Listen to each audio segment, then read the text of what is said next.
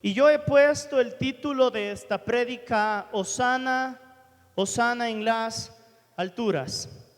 Y quisiera que me acompañe por favor en esta mañana Lucas, el capítulo 19, vamos a leer desde el versículo 28. Lucas 19, 28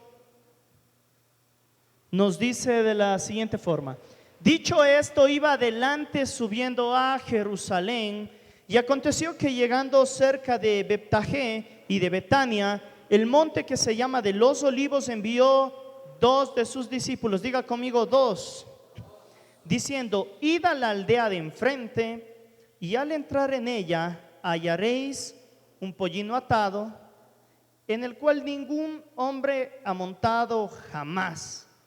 Desatadlo y traedlo. Y si alguien os preguntare por qué lo desatáis, le responderéis así: porque el Señor lo necesita. Fueron los que habían sido enviados y hallaron como les dijo, y cuando desataban el pollino, sus dueños le dijeron: ¿por qué desatáis el pollino? Ellos dijeron: porque el Señor lo necesita. Ivancito, véngase un momento acá al frente, por favor. Corriendo, si está por ahí el Ivancito o el Osquitar, véngase acá al frente, corriendo. Pero hoy quisiera hablar un poquito de esto de aquí. Ivancito y Osquitar, los dos vengan acá al frente, por favor, ¿sí? Quisiera ilustrarles un poquito de lo que está sucediendo en este lugar. Y es algo interesante, ¿no? Porque el Señor Jesucristo está yendo a hacer la entrada triunfal a Jerusalén. Y de pronto Jesús llama a dos de sus discípulos, ¿no? Y si nosotros estamos en los tiempos actuales, quiero que les vean a ellos más que a mí. Imagínense que el día domingo yo llego y les digo: Osquitar, Ivancito, tengo un mandato para ustedes. Quiero que se vayan de aquí a otra ciudad, no en esta, en otra. Váyanse a Azogues. Quiero que se vayan a Azogues, y cuando lleguen a Azogues quiero que ustedes vean un auto, pero no quiero un auto cualquiera, quiero un auto jamás estrenado. Y quiero que este auto jamás estrenado ustedes vayan, abran, prendan y me lo traigan. Ya dice.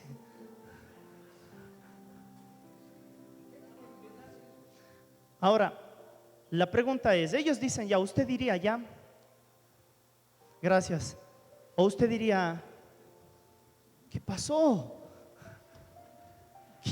¿Qué es lo que me está pidiendo?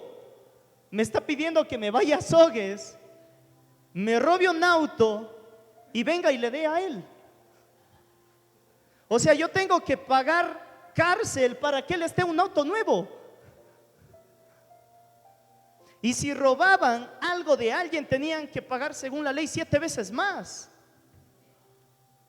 Así que lo que le estaba pidiendo Jesús a ellos no era algo sencillo. No era algo que usted me dijera: ¿sabe qué? Me voy a traer ese auto. Lo que les estaba pidiendo Jesús era algo totalmente arriesgado, loco, inusual, algo que parecería que no tiene sentido. Pero yo quiero que usted sepa algo. Dice que ellos se fueron, y yo me imagino la escena, ¿no?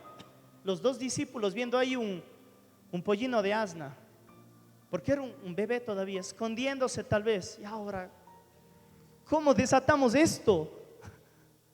Llegan tal vez por allí, que no vea el dueño, desatan, y tal vez el burro empieza a hacer bulla, ¿no?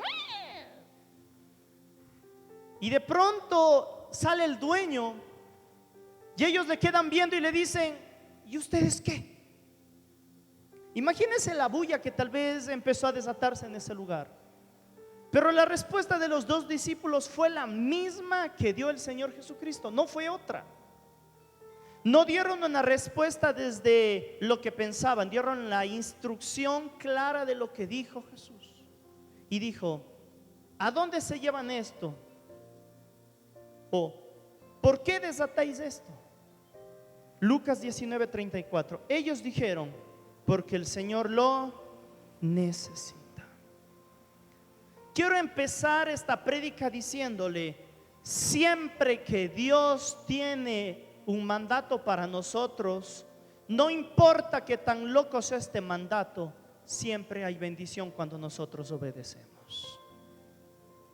Imagínese usted que llegara Osquitar y Vancito y toman el auto y prenden el auto. Ese rato le van quemando allá en Azogues a ellos, tal vez, ¿no? Pero antes de que les quemen ellos, un momento les dicen, ¿ya dónde están llevando el auto? El Señor lo necesita. Y que de pronto ellos digan, está bien, llévense nomás el auto. ¿Le parecería normal esto de aquí? No. Quiero decirle algo. Cuando usted obedece a Dios sin condiciones, cuando usted se entrega totalmente a Dios, aunque parezca que es algo loco, el Señor Jesucristo va a abrirle puertas donde los demás creen que están cerradas. El Señor Jesucristo puede traer una bendición sobrenatural para su vida y empezar a ver milagros gloriosos delante de usted. Y estas personas fueron donde este burrito, desatan el burrito arriesgándose a todo, pero Jesucristo sabía lo que iba a suceder. El Señor Jesús no dio un mandato para que ellos vayan a morir, dio un mandato para que ellos entiendan que aún en estas cosas pequeñas Dios siempre nos respalda lo que hacemos. ¿Qué tal si le ve un momento al que está a su lado y dígale, detrás de la obediencia hay bendición? ¿Y por qué el Señor Jesús mandó a desatar un pollino de asna? Porque Zacarías, vamos a Zacarías el capítulo 9, el versículo 9, por favor. Zacarías 9:9, veamos lo que dice.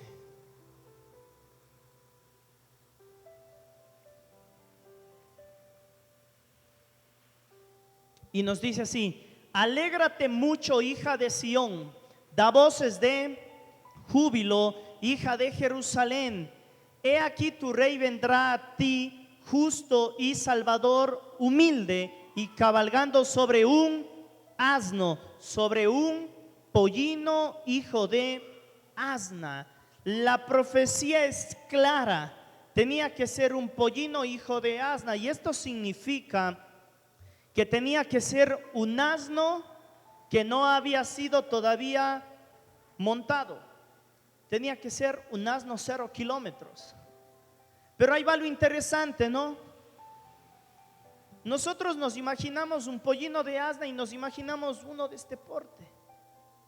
Y cuando me puse a estudiar, resulta que los pollinos de asna de Jerusalén, dice que la gente para cabalgar el pollino de asna tenía que alzar los pies porque llegaban los pies al suelo. No es que eran esos caballos que nos imaginamos de 2 metros. Eran unos burritos de esos pequeñitos. Y el Señor Jesucristo, tal vez muchos creen que ni siquiera daba los pies en el suelo. Y esto lo hacía tal vez un poco más jocoso, ¿no? Y estos burritos pequeños, dice, cuando yo estaba estudiando, que son muy rápidos. Y yo dije, bueno, Jesús, ¿por qué tú decidiste entrar en un burrito si yo, para sorprender quizás a los demás, hubiera entrado tal vez sobre un caballo? Porque el Señor Jesús podía haber dicho, desátenme un caballo muy grande y denle la misma respuesta, y también hubiera venido el caballo. Pero ¿por qué sobre un pollino de asna? Primero, para que se cumpliese la profecía que nosotros tenemos en Zacarías 9:9. Segundo, para que la gente entienda que Él venía como un rey humilde. La Biblia lo dice, humilde. El Señor Jesucristo, cuando Él vino para enseñarnos que Él vino como rey, como profeta, y los que están en el instituto bíblico deben saber, como sacerdote, rey, profeta y sacerdote. Y cuando el Señor Jesucristo llega cabalgando en un pollino, nos está mostrando humildad. Y vamos al versículo, a Mateo 21:6, por favor. Vamos a trabajar Lucas, Mateo, paralelamente con Marcos. Y dice Mateo 21, el versículo 6: y los discípulos fueron e hicieron como Jesús les mandó. Seguimos. Y trajeron el asna y el pollino, y pusieron sobre ellos sus mantos, y él se sentó encima. Y la multitud, que era muy numerosa, tendía sus mantos en el camino, y otros cortaban ramas de los árboles y la tendían en el camino. Y la gente que iba delante y la que iba detrás aclamaba diciendo, ¿qué decían? Hosana al Hijo de David, bendito el que viene en el nombre del Señor, hosana en las alturas. Preste atención a esta parte. Nosotros vemos, ¿no?, cuando vienen los premios Oscar, ¿sobre qué van caminando las personas? Sobre la alfombra roja, ¿no? Empiezan ellos a desfilar. Empiezan ellos a caminar sobre esa alfombra cuando hay algún premio, cuando hay algún evento importante. ¿Y de dónde viene esto? Esto viene de un hombre, de un sir, que se llamaba Sir Walter Raleigh. Dice que en cierta ocasión estaba Sir Walter Raleigh acompañado de una damisela, y de pronto vio un lodo que estaba al frente de la damisela. Y dice que el Sir se sacó su saco, Sir Walter, y puso el saco en el suelo y dijo, pase por favor. Y la damisela pasó. Y de allí se conoce esa historia que nosotros entendemos, que le tiende su capa para que cruce la damisela, ¿no? Y muchas parejas cuando son enamorados pasa esto, ¿no? Cuidado, los piecitos, te está dando callos. Y Sir Walter Raleigh fue un hombre que enseñó que se pone una capa. Ahora, de aquí empiezan ahora a ponerse una alfombra roja para que cuando camine la gente, ellos se sientan que están más altos que los demás. Pero cuando yo veo el camino del Señor Jesucristo, el Señor Jesucristo llega montado de un burro chiquito. Yo me imagino a Jesús casi con los pies en el suelo. Y es interesante porque vamos a ver lo que dice aquí. El versículo número 8, por favor. El 21:8.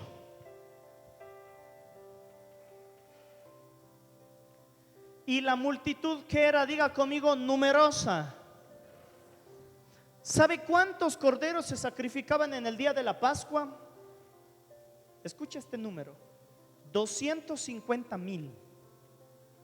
Cuando llegaba la Pascua, llegaban de todos los lugares hacia Jerusalén y se sacrificaban 250,000.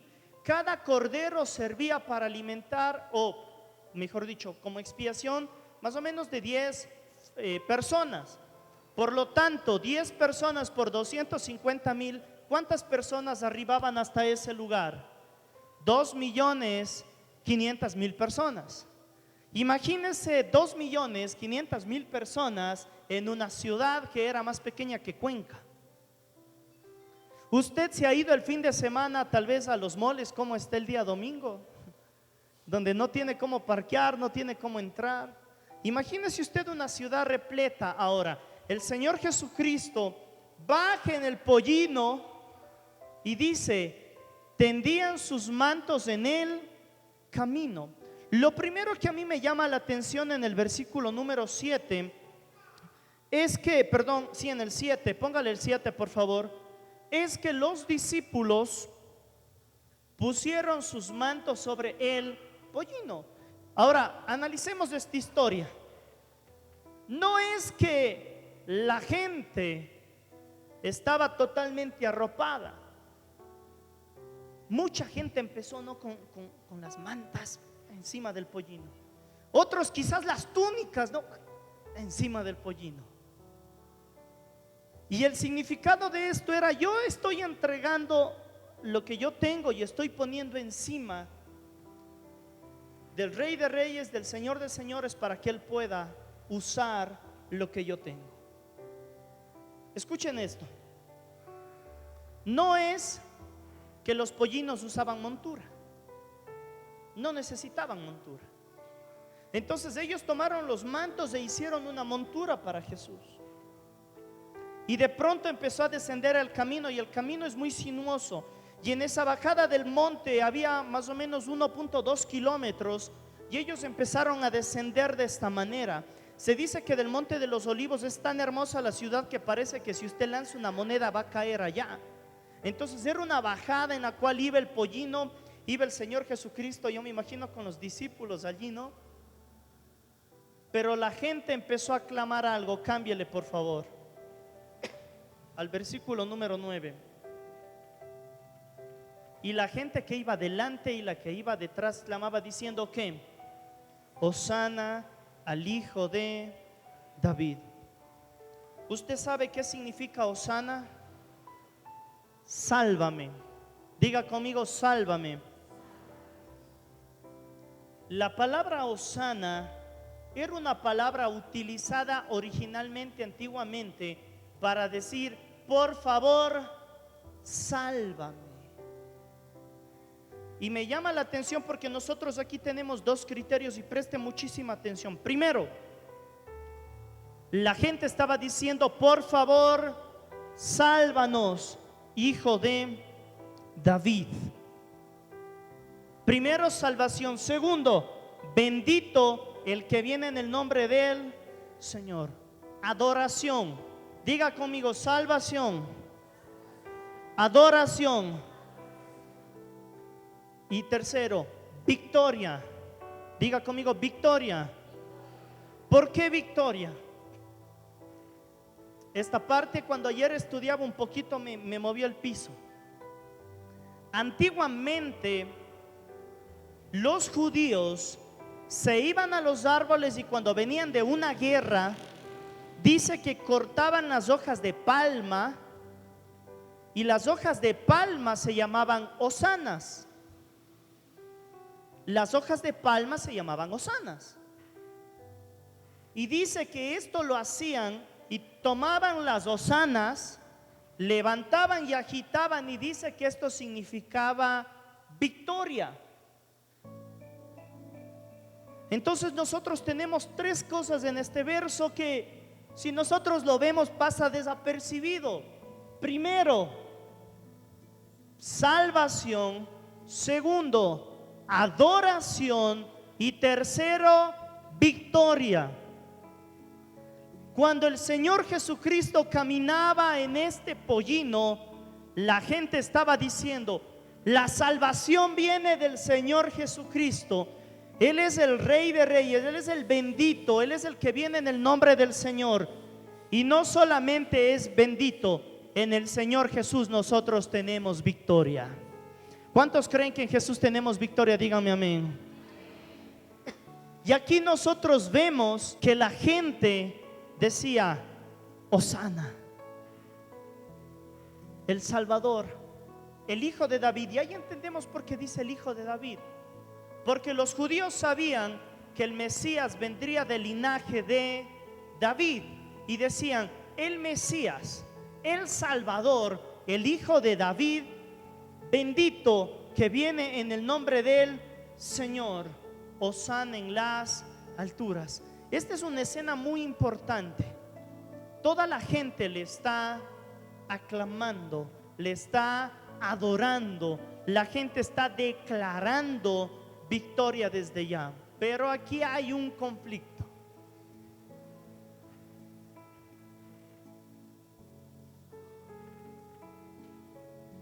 El Señor Jesús no vino para cumplir con las expectativas de la gente.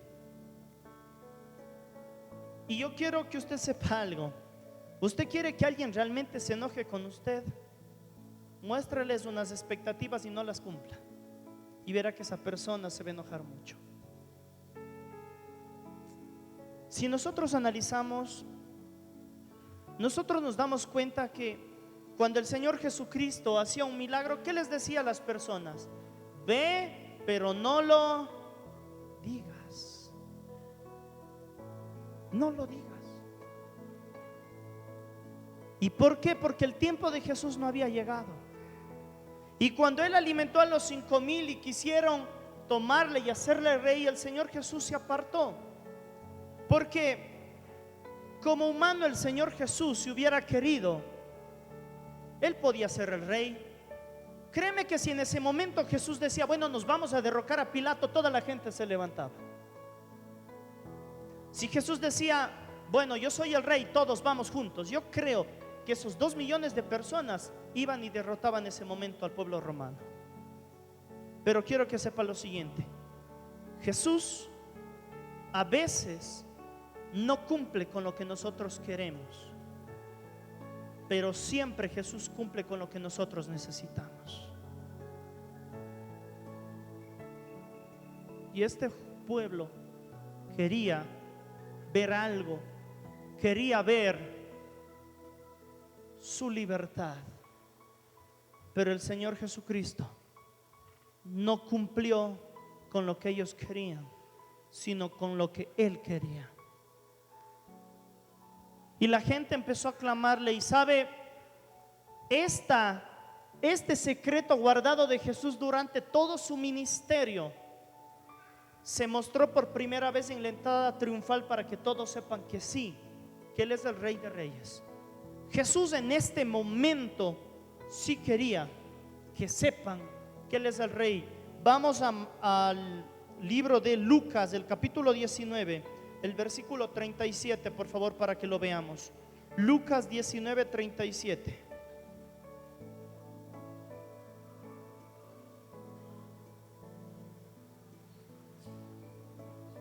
Cuando llegaba ya cerca de la bajada del monte de los olivos, recuerda que estaban bajando, toda la multitud de los discípulos gozándose comenzó a alabar a Dios y grandes voces por todas maravillas que habían visto. Siguiente.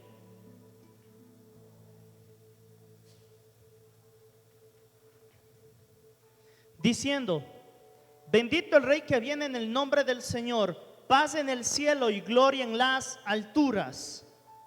Entonces algunos de los fariseos de entre la multitud le dijeron: Maestro, versículo 39, reprende a tus discípulos. Él respondiendo les dijo: os digo que si estos callaran, las piedras clamarían.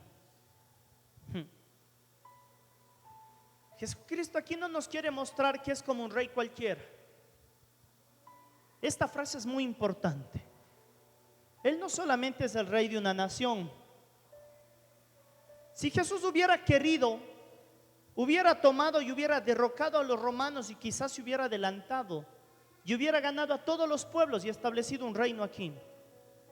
Pero Él no es el rey solamente de un país. Él es el rey del cosmos. Él es el Rey de Reyes y el Señor de Señores. Y cuando Jesús está diciendo esto, está diciendo: aún la creación se da cuenta que yo soy el Rey de Reyes y el Señor de Señores, y ustedes todavía no se han dado cuenta. Y para ir terminando, quiero decirle lo siguiente. A mí me llama la atención algo. El día domingo, imagínense esta escena. Los discípulos traen un pollino confiando en Jesús, en que no les van a arrestar, en que no les van a matar. Toman al pollino, le llevan delante de Jesús. Toda la gente se vuelve loca, un estruendo increíble diciendo: Hosana. Todas las hojas moviéndose, las hosanas moviéndose, declarando victoria. Pero llega el día miércoles, y al ver que las expectativas no se cumplían de ellos, uno de sus mejores amigos decide traicionarle.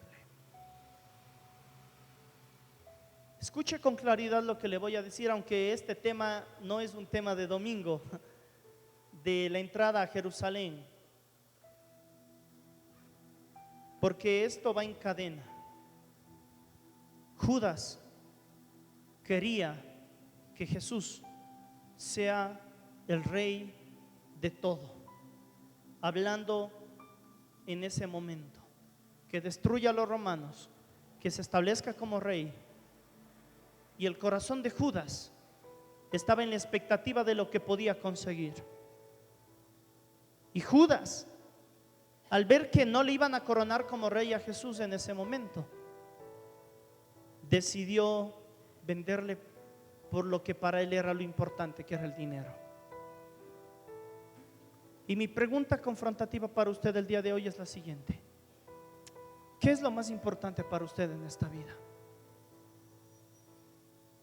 ¿Qué es lo que usted más ama en este mundo? La Biblia dice: Dios es un Dios celoso. Y Judas, por 30 piezas, el día domingo estaba gritando Hosana, pero el día miércoles se había olvidado de Jesús. Y a veces el creyente es así. A veces somos así. El día domingo le adoramos, pero el día miércoles le estamos negando.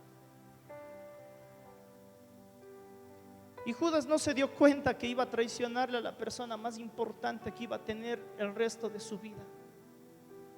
¿Y sabe qué hizo Judas? 30 piezas de plata. Y me adelanto tal vez a la prédica del pastor. Cada pieza de plata tiene 4 gramos de plata. Antiguamente se usaba una moneda que se llamaba shekel. El shekel, una pieza de plata, equivalía a 4 gramos de plata. ¿Por cuántas piezas de plata le traicionó Judas a Jesús? 30 monedas por 4 gramos nos da 120 gramos de plata. Actualmente el gramo de plata bueno está en $22. $22 por 120 gramos nos equivale a $2,640.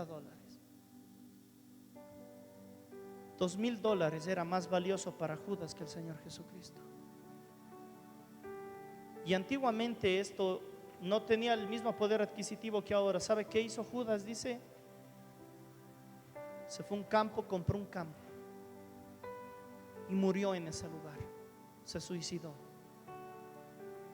Y a mí me da mucha lástima ver que tal vez el domingo le estamos diciendo: Hosana, mi Salvador, mi victoria, la persona que yo más amo, pero llega el día miércoles y a cambio de dinero, a cambio de cosas, a cambio de mi enojo, de mi ira, de mi carácter, me vendo a lo que no vale la pena. Y esta es una enseñanza, pero también una prédica. Nosotros podemos decir tenía como un valor de $2,000, aunque antiguamente un denario era un día de trabajo y entre 3 y 4 denarios equivalía a una pieza de plata, y estamos hablando de alrededor de 120 días de trabajo, que si lo hacemos con un sueldo básico hablamos de 3 meses, que hablamos de unos $1,400. Por $1,400 le vendió Judas al Señor Jesucristo. Y mi pregunta para usted es: ¿por qué le cambia a usted a veces a Jesús? ¿O por quién le cambia a veces? Él es su Salvador. ¿Cuántas veces usted ha dicho: Él es mi victoria, Él me ha salvado, Él me ha cambiado, Él me ha transformado? Pero a veces me olvido de quién realmente es la persona que más me ama en este mundo. A veces me olvido que mi adoración no debe ser por las cosas de este mundo, sino mi adoración debe ser al Rey de Reyes y al Señor de Señores. Y yo siempre lo digo: una persona que no puede adorar es una persona que no tiene agradecimiento en su vida. La gratitud te lleva a la adoración. Si usted me dice: ¿sabe qué, pastor? Para mí se me hace difícil adorar, es porque usted está poniendo los ojos en otras cosas, o empezó a poner los ojos en otras cosas. Judas caminó 3 años con Jesús. Días antes vio cómo resucitó Lázaro, vio cómo le ungieron en Betania. Judas se enteró por los amigos de la transfiguración. Judas estuvo en la alimentación. Y sin embargo Judas le traicionó a Jesús, porque para él lo más valioso no era la persona de Jesucristo. Y a veces nos olvidamos. Y en esta Semana Santa yo quiero que traigamos a memoria, si me ayudas, Steven, por favor. En esta Semana Santa yo quiero que traigamos a memoria lo importante que es entender que la persona más importante y el centro de nuestras vidas es el Señor Jesucristo. Que tal vez algunos ya planificamos para las vacaciones, pero el Rey de Reyes, que no debía morir, vino a este mundo y murió por usted y por mí. Usted y yo no merecíamos la muerte de Jesús. Cuando yo siento que tal vez no estoy tan conectado, lo único que hago es virar mi rostro y mirar la cruz. Y yo digo, ¿por qué tú tenías que haber muerto por mí, que soy tan pecador? Esta semana yo estaba predicando en el colegio y yo les decía a los chicos, oye, y me estoy adelantando al domingo, lo siento. Y yo les decía a los chicos, es que tal vez si tú me dices, pastor, tú tienes que morir por tus hijas, créame que tal vez yo diría, sí, yo voy a morir por mis hijas. Tú tienes que morir por tu familia, tal vez diría, voy a morir por mi familia. Pero si a mí alguien me dice, tú tienes que morir por un mentiroso que te difama, tú tienes que morir por alguien que te va a traicionar todas las semanas, tú tienes que morir por alguien que va a hablar a tus espaldas, porque ¿sabe qué? Usted y yo muchas veces le traicionamos a Jesús. Muchas veces con nuestros actos le negamos, aunque con nuestras palabras le alabamos. Porque llega el día domingo y sí le adoro aquí, pero llega entre la semana y me olvido de adorarle también allá.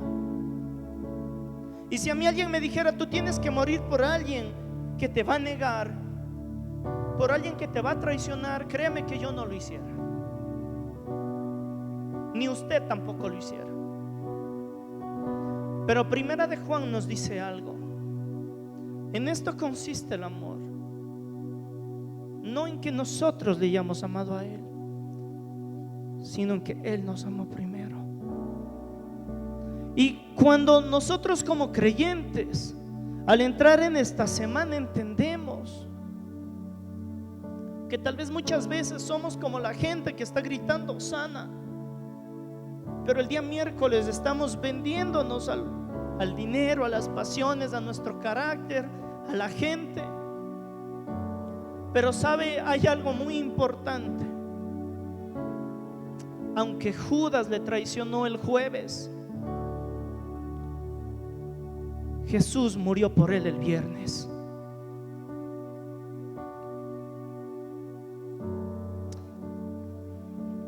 Y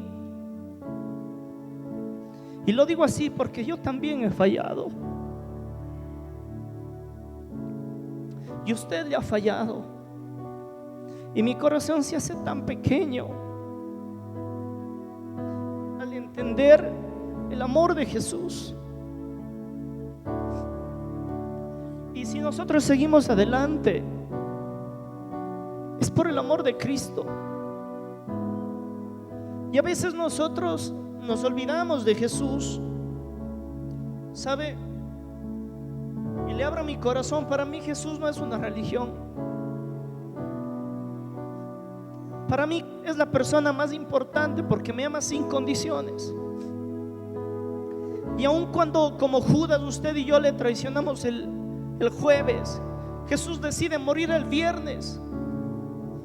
Porque muchos pensamos que Judas le traiciona después, pero Jesús muere después de que le traiciona. ¿Y sabe por qué? Porque ahí entiendo lo que dice el apóstol Pablo: por esta causa doblo mis rodillas, para que entiendan cuán alto, profundo y ancho es el amor de Jesús por ustedes. El amor que excede todo conocimiento. Y yo quiero decirle algo, mi querido hermano. Si usted no ha sido agradecido con Jesús, si usted también el domingo está arrojando ramos y el miércoles está vendiendo, usted puede hacer como Pedro, que aunque le traicionó después de la muerte de Jesús, él corrió otra vez a Jesús. O usted puede quedarse como Judas, que le traiciona a Jesús y se aparta de él. Pero hoy quiero que usted sea confrontado y que usted diga: ¿qué voy a hacer?